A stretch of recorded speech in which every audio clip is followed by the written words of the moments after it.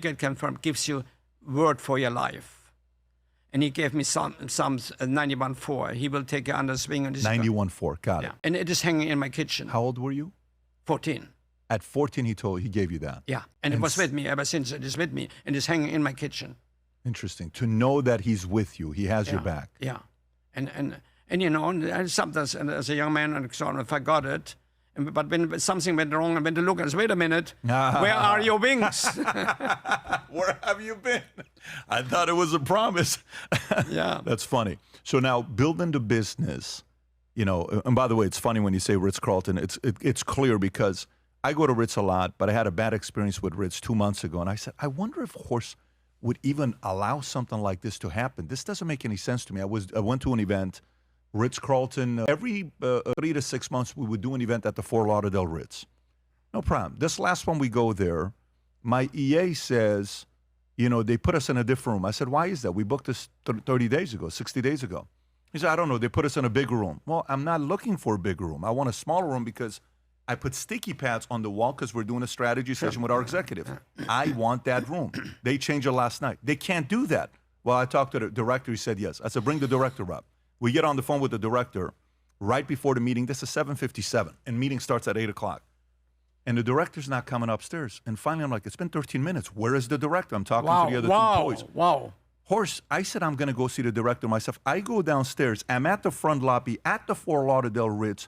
He's behind the desk, and I see him. Finally, I say his name, and I said, I don't know what his name is. I can get it right. And I said, hey, Jose, are you going to make me stand here all the time, or are you going to come and talk to me?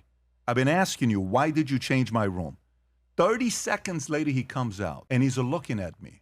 Wow. I say, why did you change the room? I always get that room. Look, we just had to make the decision last night. I said, I'm going to go to the room right now to see if somebody else is there. You can't do that. So me and my security, Dan, who is somewhere around here. I met him. You met him. He's got the tattoos on the neck, so he looks like a very friendly guy. So we walk up to the room, and they're running after us. And I go in the room. Nobody's there. I said, why don't you give me the room? So then afterwards, I'm trying to find out what's going on here. One of the guys that works at Fort Lauderdale, Ritz, he comes up to me. He says, Patrick, I told them, don't change the room on Patrick. He's not going to like it because he follows the content.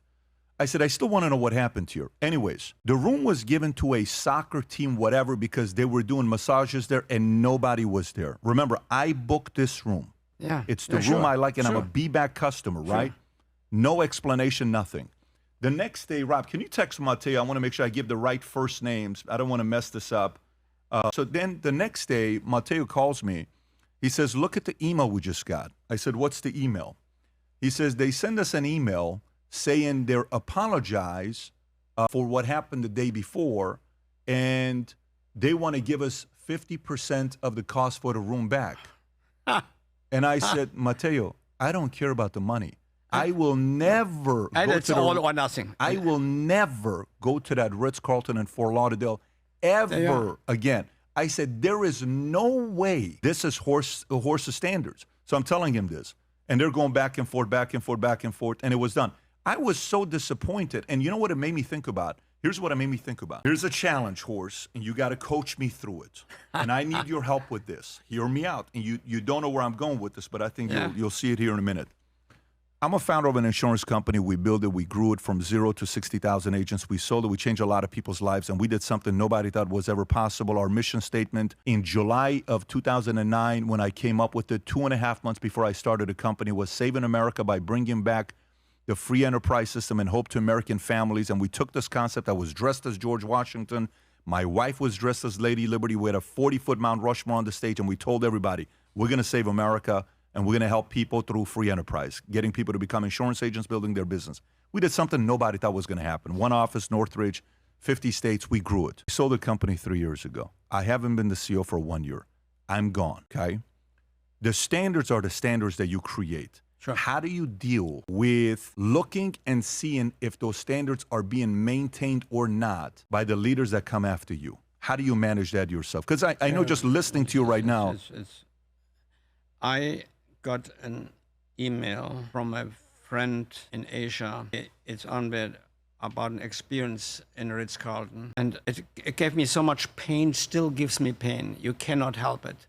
Because if you have born an organization like you have, you give birth to that. You put pride and fulfillment into it. It's not a place, it's not a work, it's a fulfillment there. And then if it is totally mishandled, and here 20 some years later, I'm still hurt and in pain about it.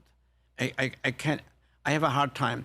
I try not to stay in Ritz-Carltons because when you walk into it, I feel I'm a stranger.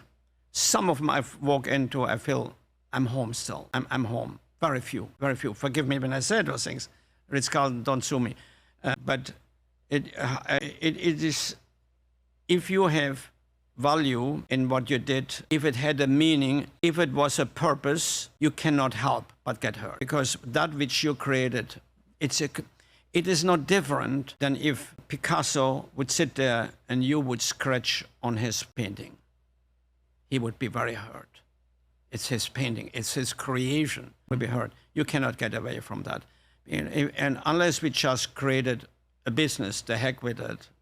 But if that business was created with a heart and with a soul, which hopefully we do as human beings, particularly as creator, you get hurt. You cannot get away from that. I was so hurt a few days ago, and I got that email. And I was so hurt, I still have it on my phone. I was really hurt. 20 years later, you're still hurt. Yeah. And I walk sometimes, often in the one that you mentioned.